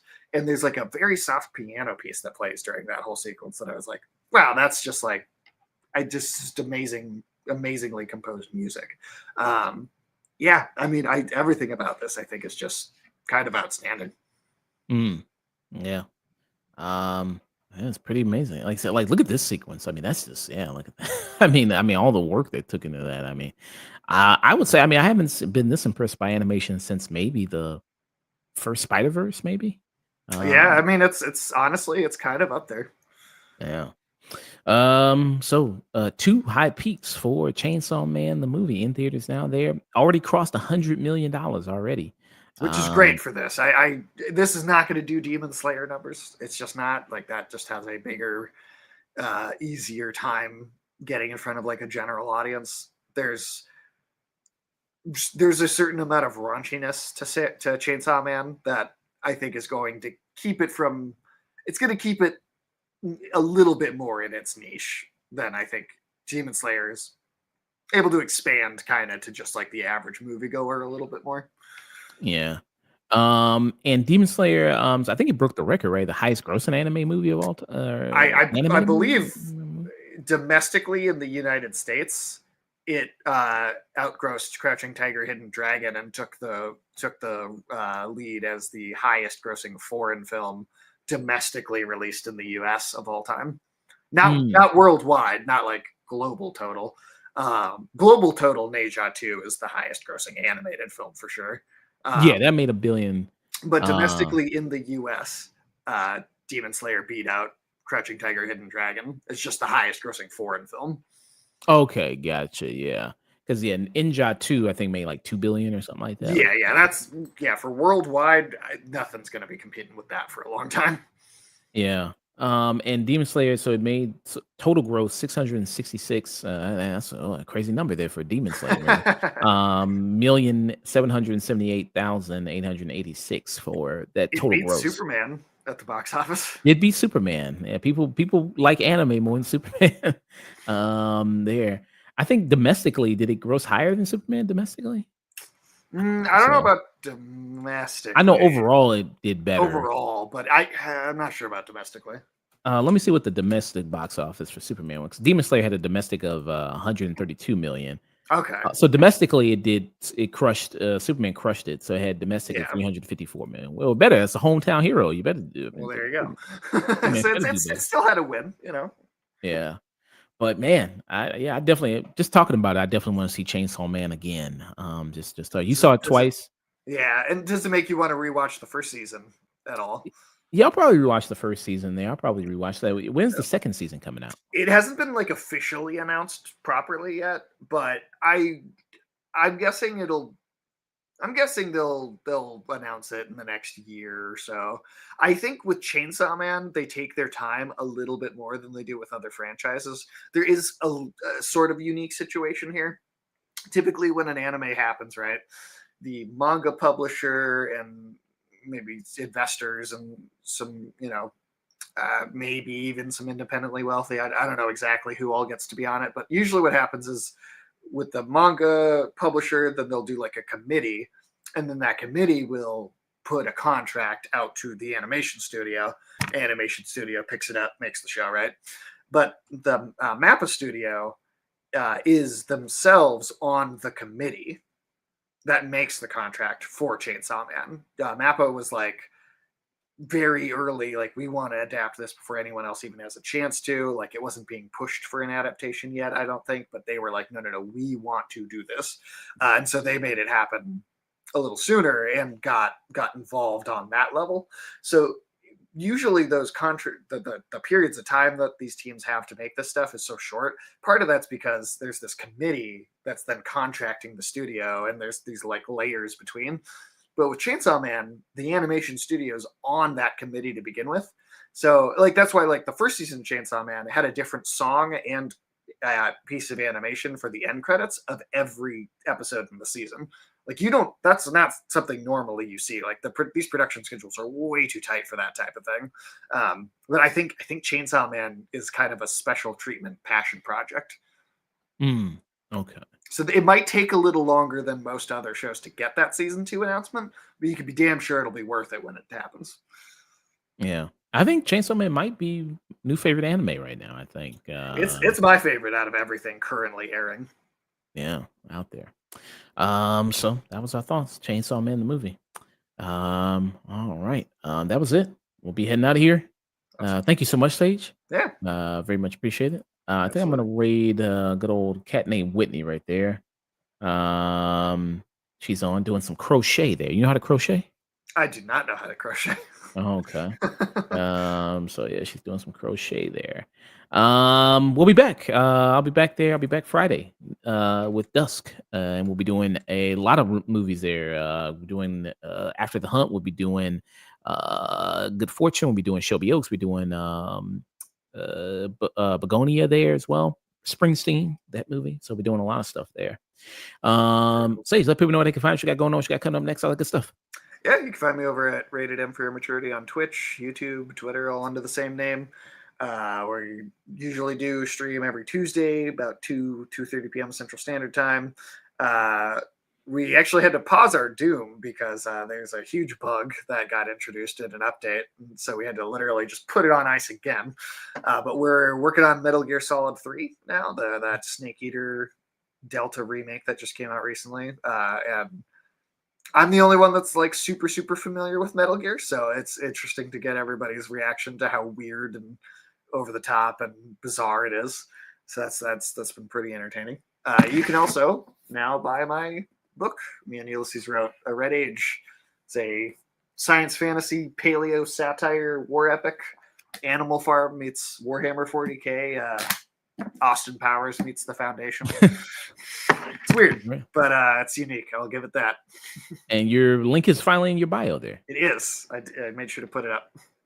Yeah, so I'll make sure to put that in the description below there when we upload the video. Very awesome. So I'll send you over to Cat Named Whitney. Thank you so much. Thank you, Lucky Dell Podcast, for showing up. Very much appreciated there. Very awesome of you. Like I said, be back Friday, 7 p.m. Central Standard Time. To everybody out there, stay tuned. Out of here. Peace.